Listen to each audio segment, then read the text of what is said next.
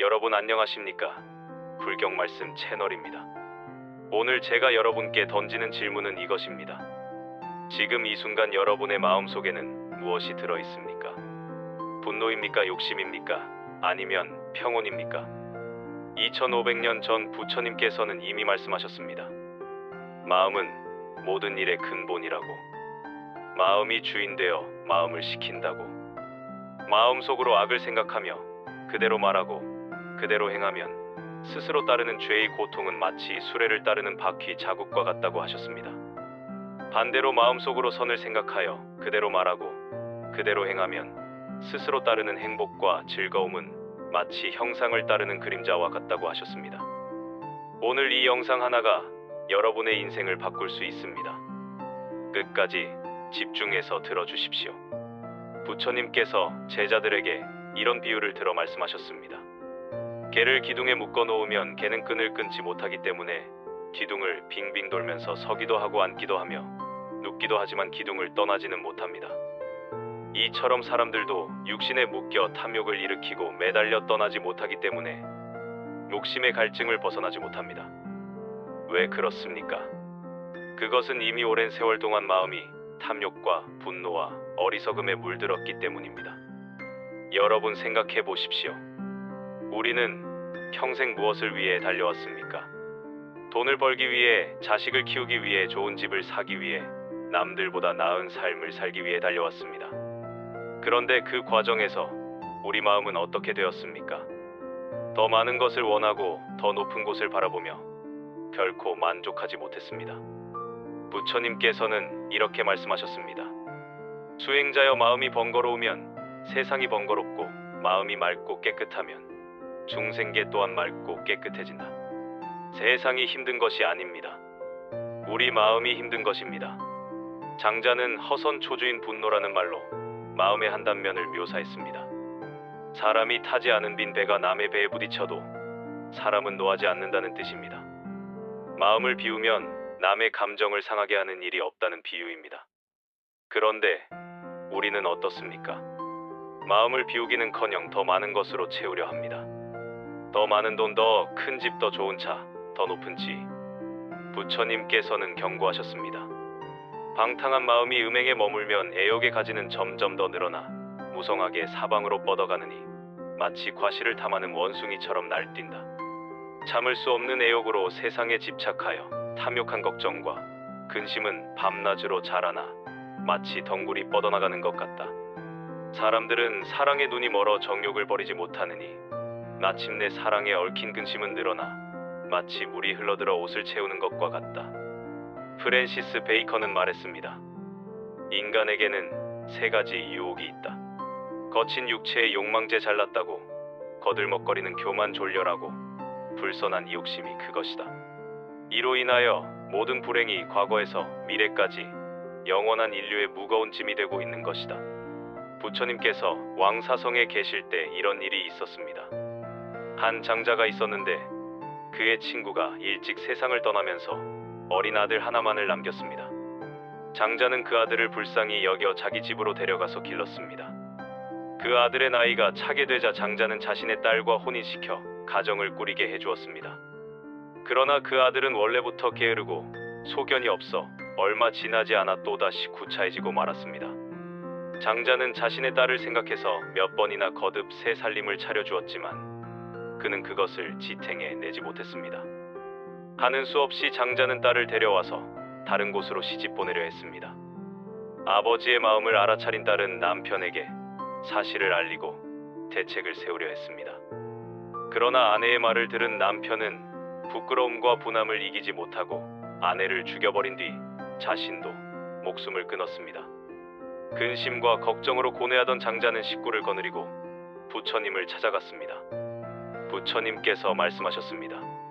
탐욕과 성냄은 세상의 떳떳한 병이요, 어리석음과 무지는 재화의 문이다. 삼계 육도는 모두 이것으로 말미암아 생사의 바다에 빠져 헤매면서 무한한 시간의 끝없는 괴로움을 받으면서도 오히려 뉘우칠 줄 모르는데 하물며 어리석은 사람이 어떻게 이것을 알겠느냐. 이 탐욕의 독은 몸을 망치고 친족을 망치고 그 애는 중생에 미치는 것이다. 여러분, 이 이야기가 남의 이야기입니까? 우리 주변에서 얼마나 많이 일어나는 일입니까? 자식 때문에 부모가 고통받고, 돈 때문에 가족이 파탄나고, 욕심 때문에 인생이 망가집니다. 부처님께서는 또 이런 말씀을 하셨습니다.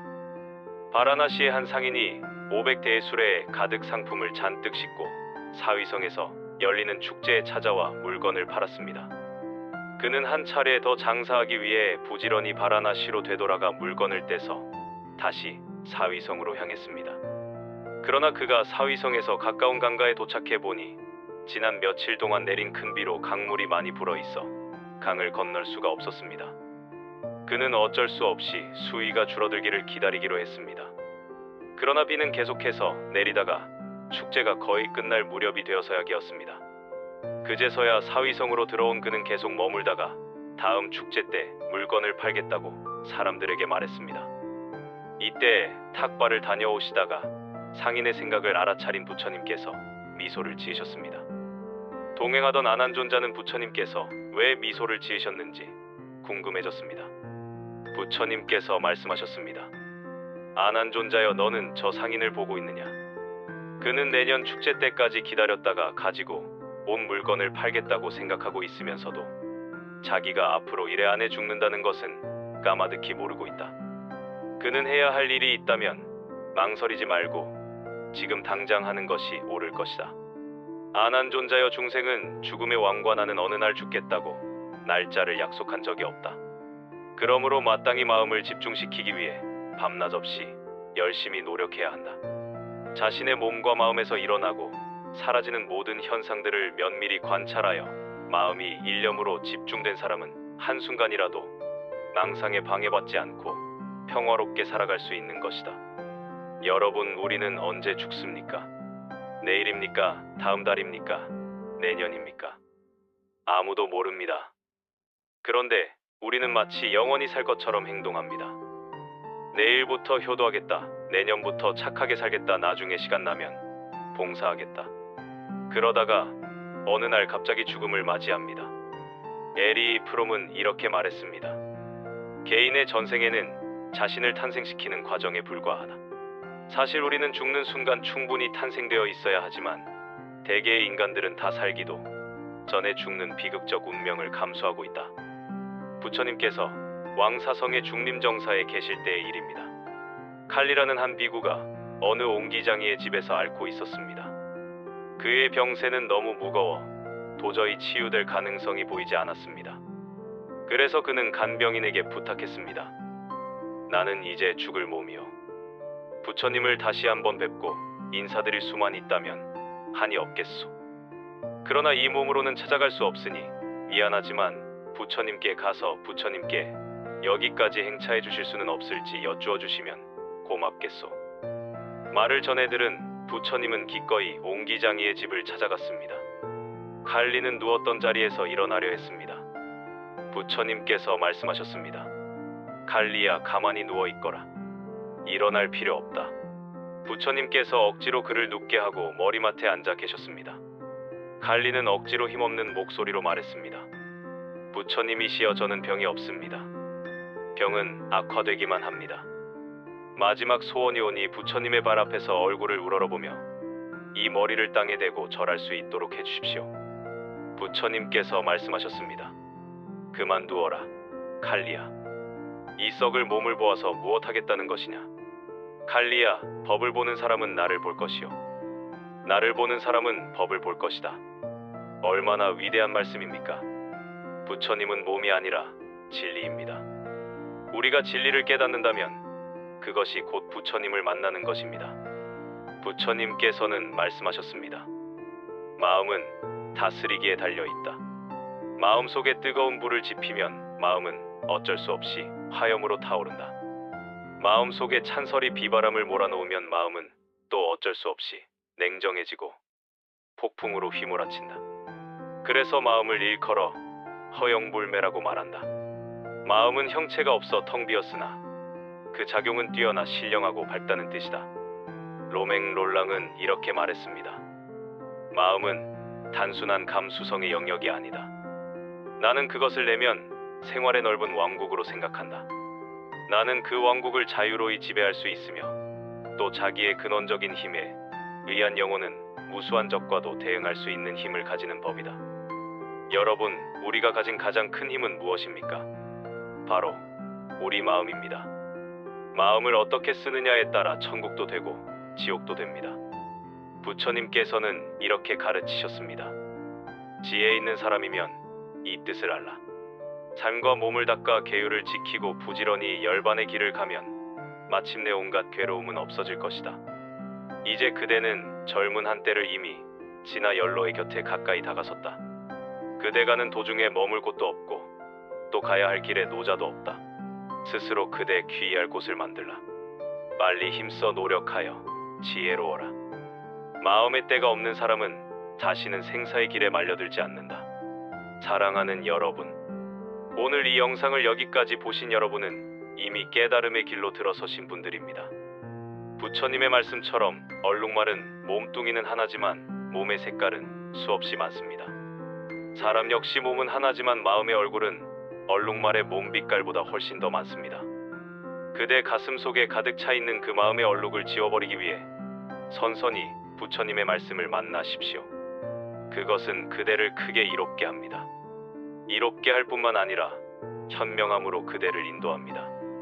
키르케고르는 그의 일기에 이런 말을 남겨두고 있습니다. 인간이 신을 사랑하면 사랑할수록 신은 더욱 무한한 것이 되고 인간은 더더욱 미세한 존재가 되어간다. 그러나 부처님은 그렇지가 않습니다. 그분은 인간이기 때문입니다. 그분은 구름을 타고 하늘에서 내려오시거나 대웅전 속의 금동불상에서 불쑥 뛰어나오는 그런 우화 속의 주인공이 아닙니다. 항상 그대 곁에 있거나 그대 뒤에 있거나 혹은 이만큼 앞선 자리에서 그대를 이끌고 있습니다. 얼마나 친근한 거리입니까? 여러분, 오늘 하루 자신의 마음을 들여다보십시오. 지금 이 순간 내 마음 속에 무엇이 있는지. 탐욕입니까? 분노입니까? 어리석음입니까? 아니면 평온입니까? 자비입니까? 지혜입니까? 마음을 바꾸면 세상이 바뀝니다. 마음이 맑고 깨끗하면 중생계 또한 맑고 깨끗해집니다. 이 영상이 도움이 되셨다면 구독과 좋아요 부탁드립니다. 구독 버튼을 누르시고 알림 설정까지 해주시면 부처님의 지혜로운 말씀을 매일 받아보실 수 있습니다. 여러분의 구독과 좋아요 하나하나가 더 많은 분들께 부처님의 가르침을 전하는 큰 힘이 됩니다. 댓글로 여러분의 생각과 고민을 나누어 주십시오. 함께 이야기하고 함께 성장하는 것이 바로 수행의 길입니다. 다음 영상에서는 더욱 깊고 감동적인 부처님의 말씀으로 찾아뵙겠습니다. 여러분 모두 건강하시고 행복하십시오. 마음의 평안을 얻으시길 기원합니다. 감사합니다. 나무아미타불 관세음보살.